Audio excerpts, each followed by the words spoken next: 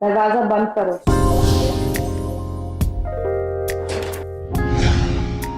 अंदर आओ।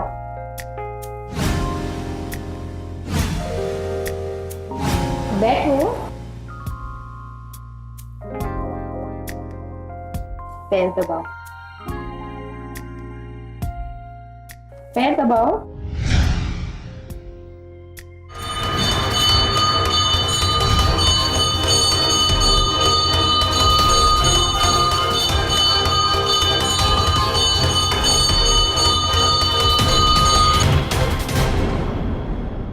कौन थी ये औरत और कौन था वो शख्स जिसे वो अपने इशारों पर नचा रही थी? जाहिर है दोनों के बीच बहुत ही करीबी संबंध। क्या ये आदमी इस औरत का पति था? और अगर ये उसका पति था तो फिर वो शख्स कौन था जो बाहर घंटी बजा रहा था? क्यों इस घंटी की आवाज सुनते ही इस औरत के पसीने छूट गए? क्या ये एक वाकया, एक जुर्म की आहट थी? मोहन, नमस्ते कमला मौसी। कितने साल के बाद देख रहे हो तुझे। कैसा है तू? मैं ठीक हूँ। तुझे आने में कोई दिक्कत तो नहीं हुई ना? नहीं। राजू बेटा, ये मोहन तेरा भाई पहचान में नहीं आ रहा है ना? कैसे पहचानेगा? आखिरी बार जब तुम दोनों मिले थे तब इतने छोटे छोटे थे। वही आखिरी बार होता तो अच्छा होता। बेटा तू थक गया होगा, जा हाथ मुंह धो ले, मैं तेरे लिए गर्मा गर्म खाना लगाती हूँ। आजा।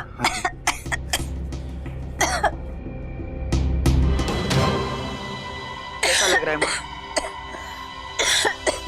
अब ठीक हूँ। 2 दिन यहाँ पे रहूंगी ना तो फिर से यही होना है। नहीं माँ, मैंने कह दिया ना तुम कहीं नहीं जाओगी। बेटा धूल मिट्टी में काम करके मैं बीमार हो गई हूँ। डॉक्टर ने क्या कहा कि खुली हवा में सांस लूंगी तो जल्दी ठीक हो जाऊंगी। मुझे लग रहा है कि मैं थोड़े दिन गांव चली जाती हूँ। ठीक है, तो मैं भी चलता हूँ तेरे साथ। मुझे यहाँ नहीं रहना इस अकेले सरदर्द के साथ। ठीक है बेटा, तू भी चल। मोहन जी। तू कुछ दिन अकेले संभाल लेगा ना? हाँ, इसे क्या प्रॉब्लम होगी? इसे तो पूरा घर मिल रहा है ना रहने के लिए। तो मैं मेम साहब को फोन करके बता देती हूँ कि मैं कुछ दिन काम पे नहीं आऊंगी। ठीक है, चल।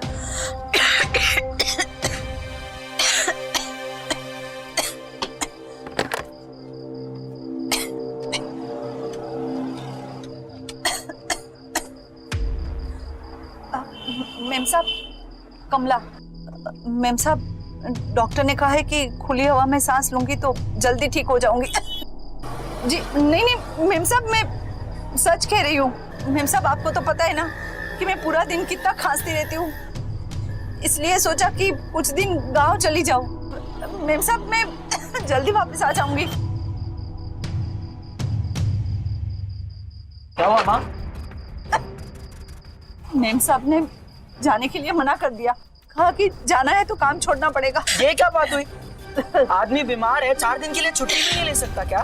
बेटा मैं काम नहीं छोड़ सकती। तू चिंता मत कर माँ। और वैसे भी ये मुफ्तखोर किस दिन काम आएगा? मैं मुफ्त में रहता है, खाता है, 4 दिन माँ के बदले काम नहीं कर सकता क्या? मौसी, मेरा कॉलेज। अरे कॉलेज में एडमिशन नहीं लेगा तो कॉलेज जाएगा ना, और तब तक कैसे मुफ्त में खाता रहेगा? राजू बेटा, माँ तू चुप कर। जब तक तेरी तबीयत ठीक नहीं हो जाती ना, इसे तेरी मेम साहब के घर पे भेजना काम करने के लिए। लेकिन मौसी, मुझे घर का काम करना नहीं आता। अरे झाड़ू पोछा ही तो लगाना है तेरे को, कौन सी तोप बनानी है? जब तक माँ की तबीयत ठीक नहीं हो जाती तू मेम साहब के घर का काम देख लियो। हाँ बेटा, अगर तू कुछ दिन मेम साहब के यहाँ चला जाएगा तो मेरी थोड़ी मदद हो जाएगी। ठीक है मौसी जी, मैं कर लूंगा घर का काम।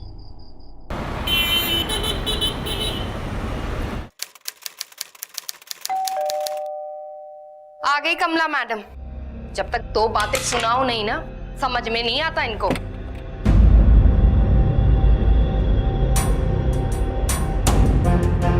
कौन हो तुम? जी मैं वो कमला मौसी का भतीजा। कमला मौसी का भतीजा? कमला कहाँ है? मौसी कुछ दिनों के लिए गांव गई हैं, तब तक मैं यहाँ काम करूंगा। मैं कैसे मान लूं तुम कमला के भतीजे हो? ऐसे तो मैं यहाँ काम करने दूं? क्या हुआ, क्यों चिल्ला रही सुबह सुबह? कौन है ये? कमला का भतीजा, ऐसा ये कह रहा है। कमला का भतीजा? कमला कहाँ है? यही तो। वो गांव चली गई है और ये यहाँ आ गया। मौसी ने कहा था कि वो जैसी गांव पहुंचेंगी वो आपको दोबारा फोन कर लेंगी। तब तक मैं क्या करूं? अब इसे रखूं कि नहीं रखूं, मुझे तो कुछ समझ में नहीं आ रहा। रख लो ना, क्या फर्क पड़ता है। कह रहा है कमला का भतीजा है तो गई। और वैसे भी कमला काम करे या ये काम करे, हमें क्या फर्क पड़ता है। तुम्हारे काम में हेल्प हो जाएगी, रख लो। ठीक है। अरे यार सुमन, यार शर्ट का बटन टूटा हुआ है।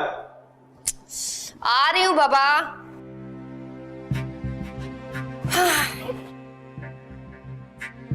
लगा रही हूँ बाबा, लगा रही हूँ।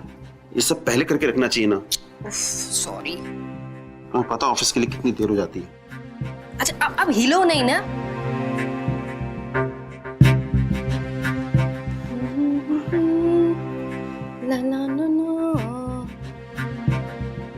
हाँ शर्मा, अरे यार हाँ, एक काम करो, तुम उन्हें मेल कर दो और मेल करने के बाद तुम उनको बोलना कि हाँ हाँ हाँ मैं करता हूँ फोन कर। क्या कर रही हो? मुझे ऑफिस के लिए देर हो रही है। काम काम काम, तुम तो मुझे भूल ही गए हो। भूला कहूँ, मैं तो तुम्हारे पास ही। लेकिन काम भी तो करना है ना।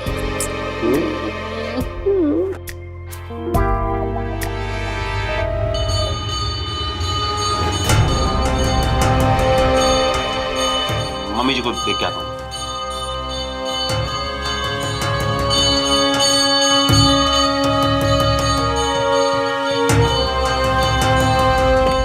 क्या हुआ माँ? हैं? अरे माँ, ये सब क्या है?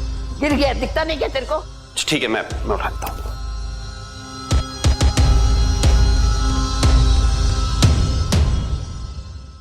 देखा कैसे घूर रही है कमबख्त, खा जाएगी जैसे मुझे। माँ ऐसे क्यों बोल रही हो?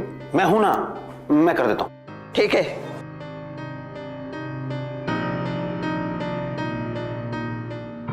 तुम यहाँ खड़े खड़े क्या देख रहे हो? तमाशा, काम करो ना। Sorry sorry.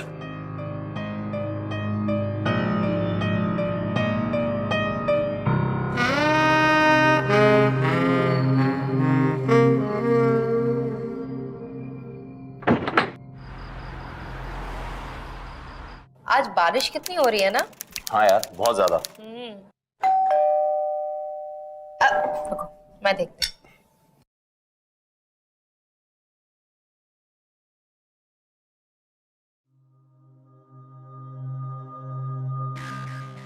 अरे बाप रे, ये तो पूरी तरह से भीगा हुआ है। अरे कम से कम छाता लेकर तो निकलते। सुमन एक काम करो, इसे कुछ कपड़े दे दो। मैं कहाँ से लाऊंगी इसके लिए कपड़े? अरे मेरे कुछ कपड़े दे दो, पूरी तरह से भीगा हुआ है। कमला की तरह अगर ये बीमार पड़ गया ना तो सारा काम या तो खुद करना पड़ेगा तुमको, और या फिर तुम मुझसे करवाओगे। अच्छा सुनो, मैं ऑफिस जा रहा हूँ, तुम इसको कपड़े दे दो और आइंदा छाता लेकर निकला करो।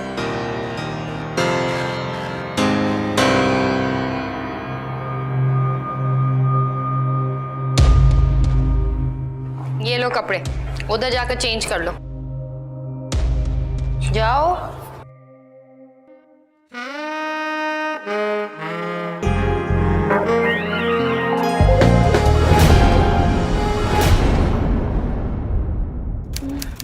मैडम जी, मेरा काम हो गया, मैं चलूं क्या?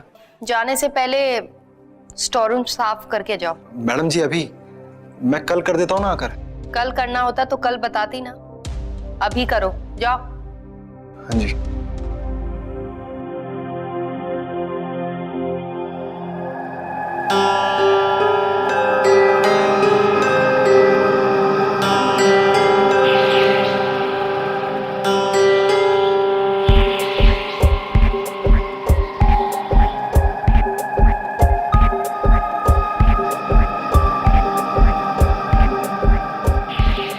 ऐसे थोड़ी झाड़ू लगाते हैं, हाँ? प्यार से देखो सब जगह। चलो पकड़ो, पकड़ो ना।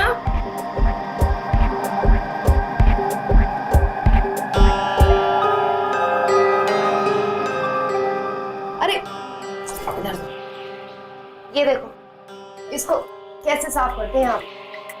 ऐसे झाड़ू करते हैं, देखा तुमने? उफ।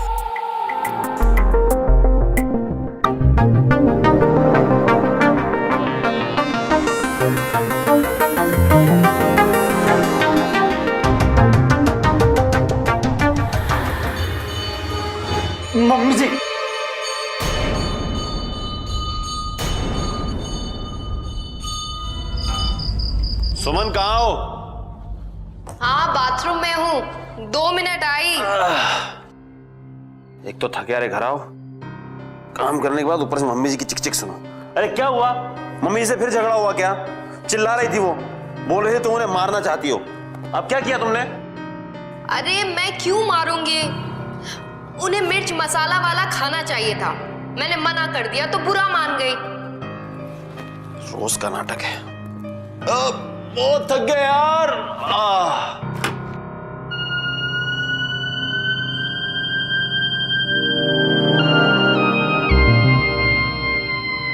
कहो तो मैं तुम्हारी थकान मिटा दूं?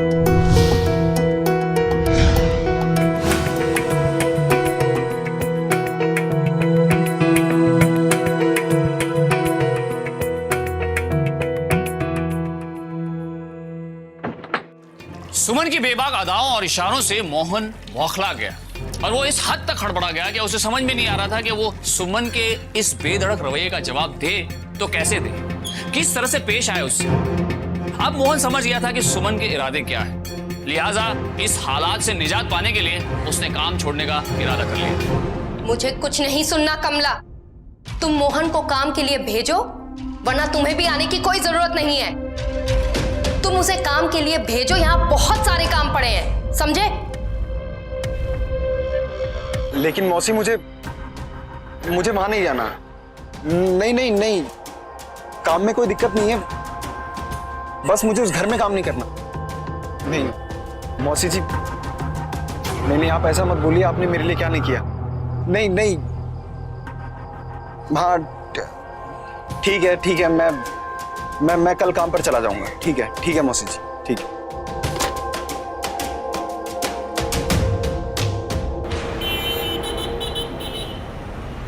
मजाक समझा है क्या ये मौसी और भतीजे ने? मौसी बिना बताए गांव चली जाती है और भतीजा एक दिन आता है और एक दिन नहीं। क्या हुआ? तुम क्यों इतना चिल्ला रही हो उस पे? हाँ ठीक है ना, एक दिन छुट्टी ले ली तो क्या फर्क पड़ गया? तुम नहीं जानते इन लोगों को। अरे हाँ ठीक है ना, आ गया ना वापस, कर रहा है काम, छोड़ो ना, बहुत काम है तुम्हारे पास करने के लिए, उसी के पीछे पड़ी रहती हो।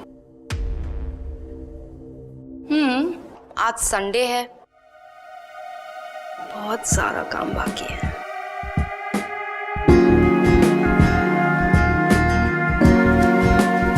क्या कर रही हो तुम? दरवाजा खुला है।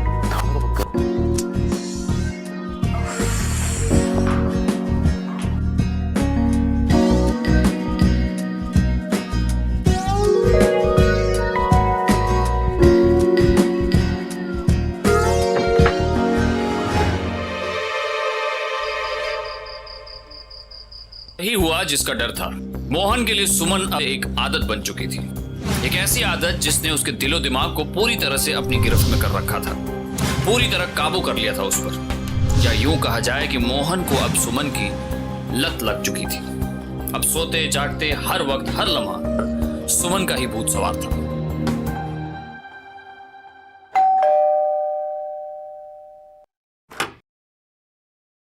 क्यों भाई, आज फिर लेट? मैं ऑफिस जा रहा हूँ, तू अब आ रहा है। जी वो टाइम से नींद नहीं खुली मेरी। नींद नहीं खुली? अंदर जा, जल्दी से काम कर, वरना मैडम से फिर डांट पड़ेगी आज। जी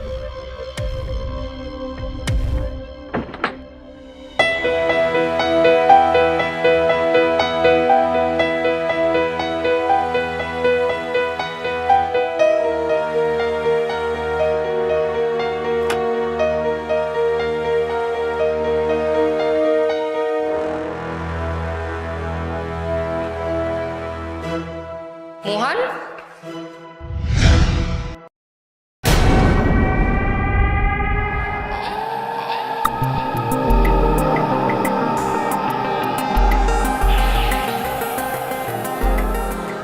क्या हुआ? तू ठीक तो है? ऐसे क्या देख रहा है? कुछ नहीं, मैं वो हाँ ठीक है, रखती हूँ। Okay bye. मैडम जी, मेरा काम हो गया, मैं जाऊं क्या? पहले एक गिलास पानी लेकर आ। हाँ जी।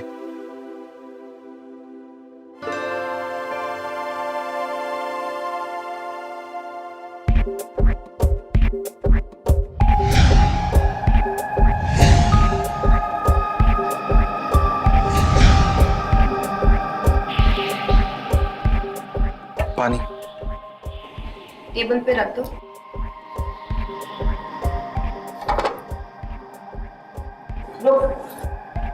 जी। बैठ बैठ ना।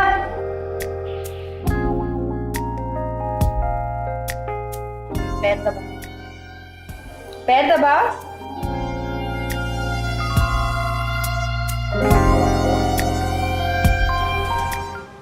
सुमन, तुम्हारे पर्स में से 500 रुपए ले रहा हूं। एटीएम से पैसे निकालना भूल गया था।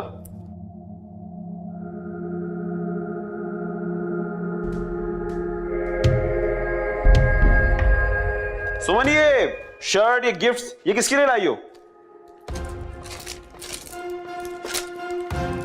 वो भाई दूज आ रहा है ना, तो भैया के लिए सामान खरीदा।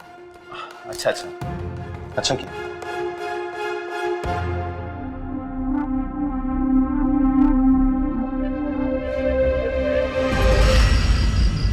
इसी ने मुझे कमरे के अंदर बंद कर दिया था।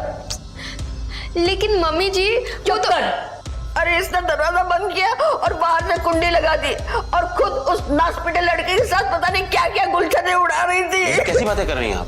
जैसा आप सोच रहे हैं वैसा बिल्कुल नहीं है। इसमें मेरी क्या गलती थी? दिवाली आ रही है और मैंने सोचा घर की सफाई कर लूं, और धूल मिट्टी से इन्हें तकलीफ ना हो इसलिए दरवाजा बंद कर दिया था मैंने। अरे तकलीफ तो तू ही हमको दे रही है, तू चली क्यों नहीं जाती?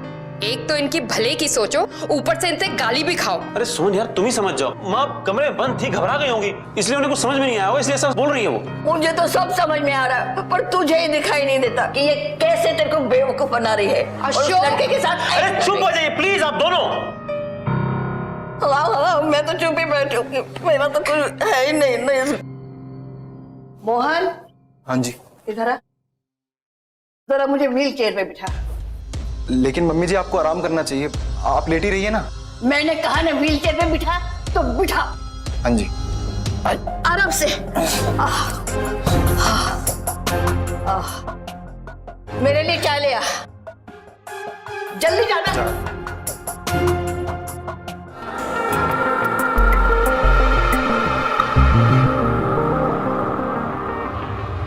मम्मी जी। उस दिन के बाद से मम्मी जी ने सुमन और मोहन पर नजर रखना शुरू कर दिया, और इसके चलते सुमन और मोहन का घर के अंदर मिलना जुलना बहुत मुश्किल हो गया। और इसी की वजह से दोनों के अंदर की खलबली बढ़ती ही जा रही थी। न सुमन अपने आप को रोक पा रही थी और ना मम्मी जी की कड़ी निगरानी के तले मोहन को एक कदम उठा पा रहा था।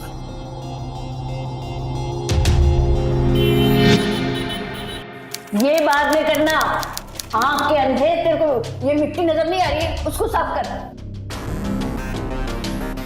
अरे बेवकूफ, इस कपड़े से नहीं, दूसरे कपड़े से कर।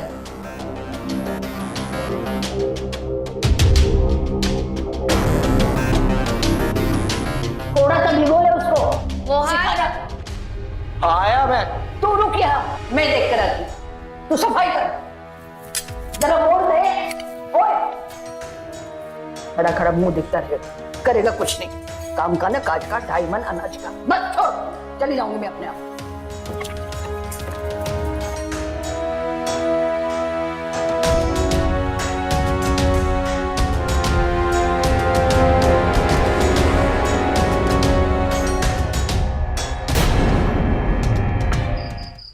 मम्मी जी आप रोइए मत, आप बताइए हुआ क्या था? मैं अपनी गलती से नहीं गिरी, उस जानबूझकर मुझे गिरा है। फिर धड़ाम से दरवाजा बंद कर दिया और मुझे बिस्तर पे फेंक दिया ताकि उस मोहन के साथ गुलछने उड़ा सके। सुमन, ये सब क्या हो रहा है? अशोक, तुम मम्मी जी की बातों पर विश्वास कर रहे हो? ऐसा नहीं है। ऐसा ही है अशोक। तुम्हें मुझ पर भरोसा ही नहीं है। मैं मम्मी जी को क्यों गिराऊंगी? क्या मिलेगा मुझे उनको गिराकर? और वो मोहन, वो पूरे दिन मम्मी जी के आगे पीछे लगा रहता है। कभी उनकी उल्टी साफ करेगा, उनको खाना देगा, पानी देगा। और मैं सब समझता हूँ। सब कुछ नहीं समझते अशोक। अगर मैं काम के लिए उसे 2 मिनट बुलाऊं तो तुम मम्मी जी समझती है कि मैं और वो। तुम प्लीज सुमन प्लीज तुम रो मत। देखो मुझे तुम पर पूरा भरोसा है, मैंने ऐसा कुछ नहीं कहा है। देखो तुम जानती हो मम्मी जी बीमार हैं, उनकी तबीयत ठीक नहीं रहती है, और ऐसे में इस उम्र में वो किसी बात का कुछ और मतलब निकाल लेती है। लेकिन अशोक, इसमें मेरी क्या गलती है? मैंने क्या किया? बाबा तुम्हारी कोई गलती नहीं है, पर मुझे लगता है कि शायद मम्मी जी नहीं चाहती कि वो लड़का यहाँ रहे। तो क्या करे? उसे भी बाहर निकाल दे? वैसे भी कमला कुछ दिनों में वापस आ ही जाएगी, कुछ दिन की बात है। अकेले मैनेज कर लूं? हाँ प्लीज मेरे लिए।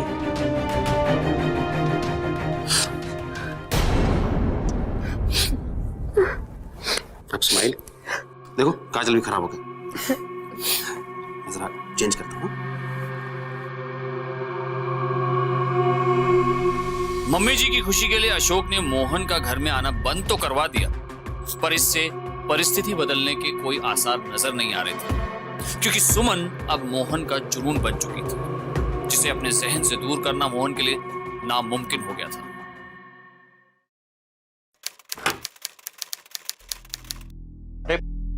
तुम आ गए? वो हम बताना चाहते थे तुझे, लेकिन तेरा फोन नंबर ही नहीं था हमारे पास। क्या हुआ सेठ जी? हमारी बात हो गई कमला से, वो 2-4 दिन में लौट आएगी, तो तब तक हम लोग अपना काम खुद ही मैनेज करेंगे, तुझे आज से आने की जरूरत नहीं है। लेकिन हुआ क्या सेठ जी? मुझसे कोई गलती हो गई क्या? मैं और मेहनत करूंगा, आपको मेरा काम पसंद नहीं आया तो मैं और काम करूंगा। अरे बेटा टेंशन मत ले, हमारी कमला से बात हो गई है, हम उसे नौकरी से नहीं निकालेंगे। तू नया नया शहर में 2-4 दिन मजे कर, जा घूम फिर।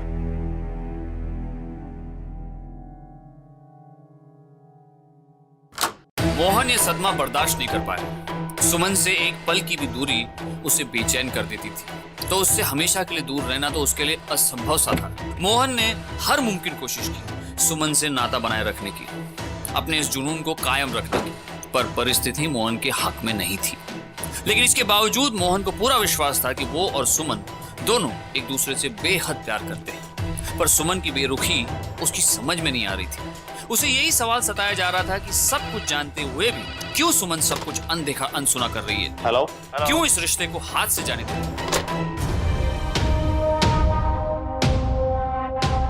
कमला, तेरी तबीयत कैसी है अब ठीक है मैम साहब। अच्छा, वो तेरा भतीजा है ना मोहन, कैसा है वो भी ठीक है। आप तो जानती है ना कितना कम बोलता है वो। गांव से आया तो थोड़ी दिक्कत हो रही थी, अकेला था ना। अब पास वाली कॉलेज में एडमिशन मिल गया है, ज्यादा दूर नहीं जाना पड़ेगा। कमला, कौन से कॉलेज में एडमिशन मिला है उसे? वो राजधानी कॉलेज है ना, उसी में। अच्छा।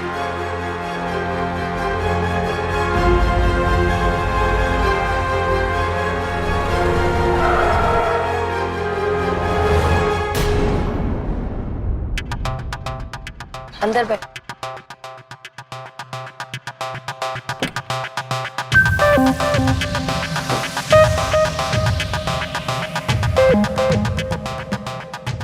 आपकी बहुत याद आ रही थी, आपने तो मुझे छोड़ ही दिया था अकेले। अकेली तो मैं हो गई थी तुम्हारे बिना। पता है पिछले कुछ दिनों में कितनी तकलीफ हुई है मुझे। तकलीफ तो मुझे भी हुई तुमसे दूर जाकर। हाँ तो फिर दूर क्यों किया? मेरे हाथों में कहाँ था, अशोक ने साफ मना कर दिया था मोहन। कि तुम मैं अशोक की गलती नहीं थी, उसे तो कुछ पता भी नहीं है और ना ही शक है। इनफैक्ट वो तो मेरी परवाह ही नहीं करते। हाँ, ना वो तुम्हारी परवाह करता है ना तुम उसे पसंद करती हो, बल्कि हम दोनों एक दूसरे को पसंद करते हैं। तो तुम बोल दो ना अशोक को। लेकिन मोहन, हम दोनों शादी कर लेंगे और साथ में रहेंगे हम। ऐसा तो मैं भी चाहती हूँ, लेकिन ऐसा नहीं हो सकता। क्यों नहीं हो सकता? तुम जाकर बोल दो ना अशोक को कि तुम नहीं रहना चाहते उसके साथ। मोहन, सबसे बड़ी मुसीबत अशोक की माँ है, पता है? उन्हीं की वजह से मुझे तुम्हें काम से निकालना पड़ा। मुझे जीने भी नहीं दे रही है। उसने क्या किया? ठीक है, अगर परेशानी की वजह वो बुढ़िया है तो मैं उस परेशानी को खत्म कर देता हूँ। मतलब? उन्हें भी छुटकारा मिल जाएगा और हमारा रास्ता भी साफ हो जाएगा। जब तक कमला फिर से बीमार ना हो तब तक तुम्हारा घर में आना नामुमकिन है। क्या मतलब? मतलब अगर कमला दोबारा बीमार पड़ जाएगी तो मैं अशोक को कन्विंस कर सकती हूँ कि तुम दोबारा घर वापस आ जाओ, लेकिन वो फिर से बीमार क्यों होगी?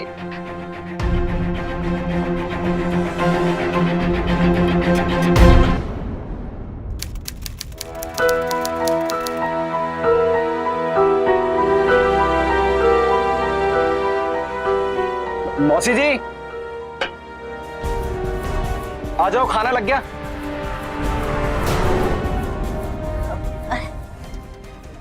राजू,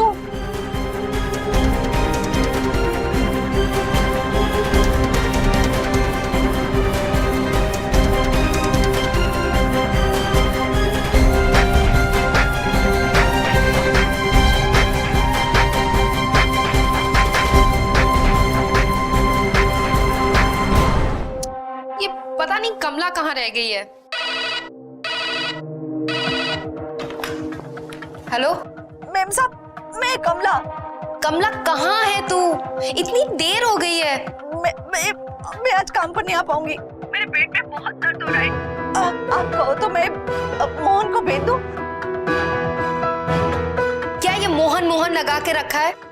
और दो दिन में तुम्हारी तबीयत क्यों खराब हो जाती है? कल तक तो ठीक थी, आज सुबह से ही पेट में दर्द शुरू हो गया है। कमला तू मेरी एक बात सुन, तू अपनी तबीयत का ख्याल रख और तुझे यहाँ आने की कोई जरूरत नहीं है, ठीक है? नहीं मैम साहब, ऐसा मत कीजिए। क्या ऐसा मत कीजिए?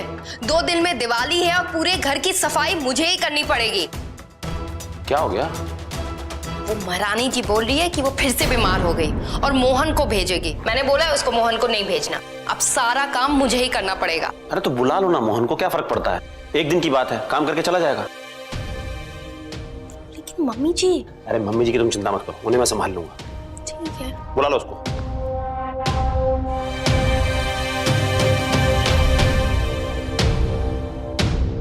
हाँ ठीक है, उसे भेज दो। जी मैम साहब। मोहन बेटा, मैम साहब मान गई। एक काम कर, तू चला जा, दिवाली के बाद मैं जाना शुरू कर दूंगी। हाँ ठीक है, ठीक है, मैं चला जाता हूँ। ठीक है।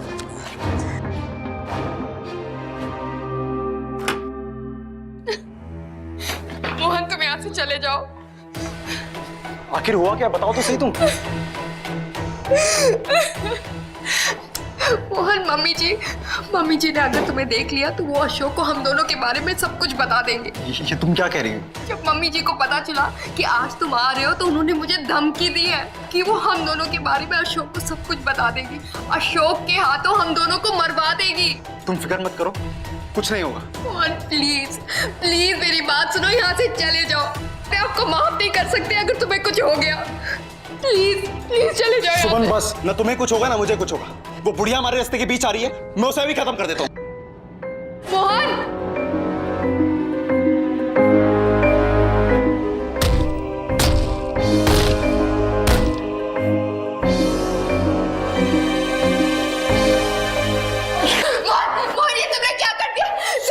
को मार दिया, तुमने मम्मी जी को मार दिया क्या? अशोक! छोड़ो मेरे को। अशोक! सुमन!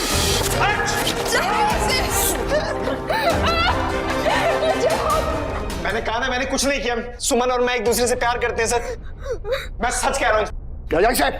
मैं झूठ क्यों बोलूंगा? मैं बोलता हूँ ना मैं प्यार करता हूँ यार। मम्मी जी के बिना घर कितना सूना हो गया ना।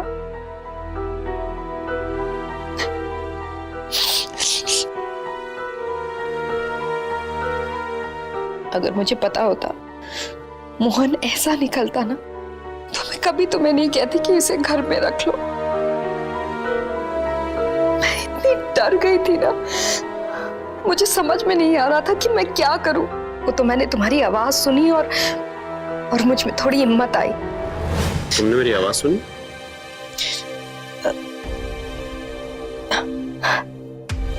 मेरा मतलब है तुम्हारे आने की आहट सुनी और तब मुझ में हिम्मत जागी।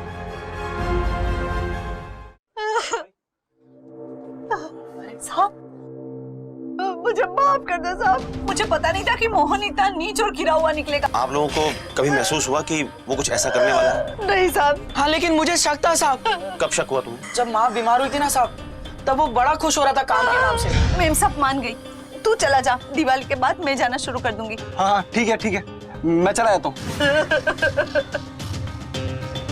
सुमन, ये शर्ट, ये गिफ्ट, ये किसके लिए लाई हो? वो भाई दूज आ रहा है ना, तो भैया के लिए सामान खरीदा। ये कपड़े क्या मोहन के हैं? हाँ साहब, देखा माँ, मैंने कहा था ना एक सेठ जी के घर पे चोरियां करता है, वरना कहाँ से आते हैं उस मुफ्तखोर के पास शर्ट खरीदने के लिए पैसे। मोहन के और कपड़े या सामान है, देख सकते हो? हाँ सेठ जी, ये देखिए ना, ये जीन्स, ये शर्ट, ये बेल्ट सब उसी के। कहाँ से आए ये सब? मैं तो पहले ही समझ गया था साहब कि एक नंबर का चोर है। ये देखिए ये जूते। मुझे एक पेपर पेन मिल सकता है?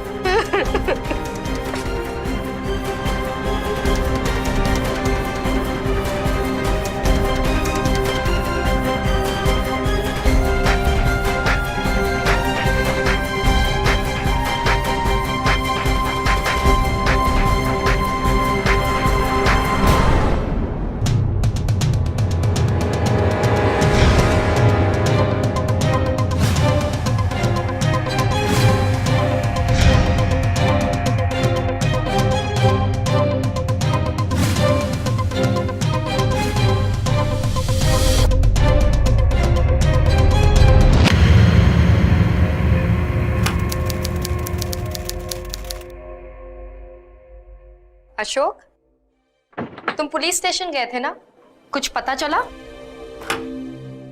जी हाँ सुमन वर्मा जी, सब पता चल गया।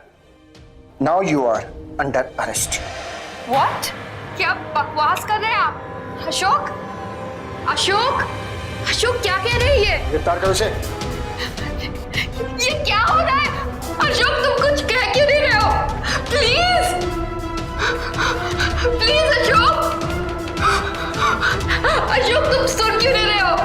अशोक, क्यों, क्या तुमने मेरे साथ ऐसा? मोहन, मोहन तुम कहाँ से फोन कर रहे हो मुझे? जेल से और कहां से? अपने एक साथी कैदी से फोन मिला मुझे। तुम सुमन बोलो, तुम चुप क्यों? क्यों फोन किया तुमने मुझे? ये पूछने के लिए सुमन कि तुमने मुझे धोखा क्यों दिया। मैंने तुमसे इतना प्यार किया और तुमने मुझे। देखो मोहन, तुम्हें मुझे फोन नहीं करना चाहिए, कहीं फंस गए तो। फंसाया तुमने मुझे सुमन, मैंने तुम्हारी हर बात मानी। लेकिन मैंने तुम्हें कब कहा था कि तुम मम्मी जी को मार दो? तुम्हें अच्छी तरह पता था कि तुम्हारी खुशी के लिए मैं कुछ भी कर दूंगा और तुम बस इंतजार कर रही। जैसे ही तुम्हारा काम हुआ तुम मुझे फंसाकर खुद पीछे हट गई। देखो मोहन, तुम बात समझने की कोशिश करो।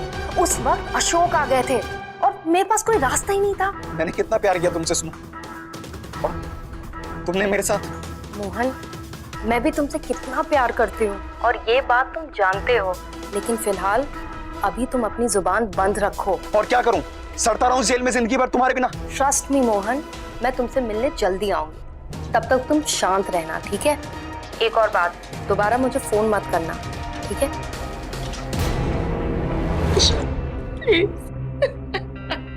कुछ और सुनना बाकी? ले जाओ इसे। चलिए।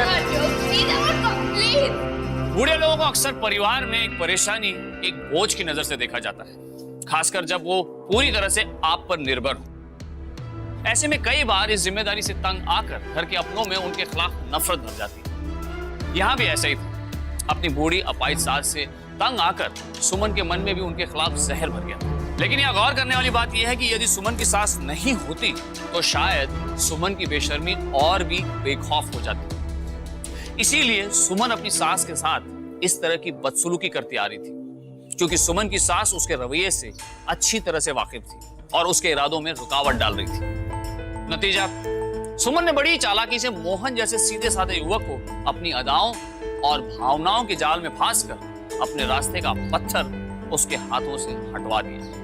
लेकिन जुर्म कभी छुपता नहीं है। आखिरकार सच सबके सामने आ ही गया। सुमन के गंदे इरादों और मोहन के आक्रोश से हुए इस अपराध के लिए उन दोनों को सजा मिली। सुमन को धारा 108 के तहत अपनी सास की हत्या की साजिश रचने के लिए और मोहन को धारा 302 के तहत सुमन की सास की हत्या के जुर्म में सजा मिली। अपनी मां को खोकर असली सजा अशोक को मिली, जिसका वो कतई हकदार नहीं था। इसीलिए सावधानी जरूरी है मोहन जैसे युवाओं के लिए जो अपने दिल के आगे दिमाग को अनदेखा करते हैं, और अशोक जैसे पति के लिए जो वक्त पर सतर्क होने की जहमत नहीं उठाते।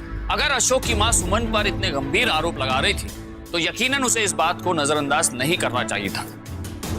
जुर्म की राह में सावधानी हर मोड़ पर एक आहट की तरह आती है। जरूरत है तो बस उस आहट पर गौर करने की। अब मुझे दीजिए इजाजत, फिर होगी आपसे मुलाकात। तब तक सावधान इंडिया, इंडिया फाइट्स बैक।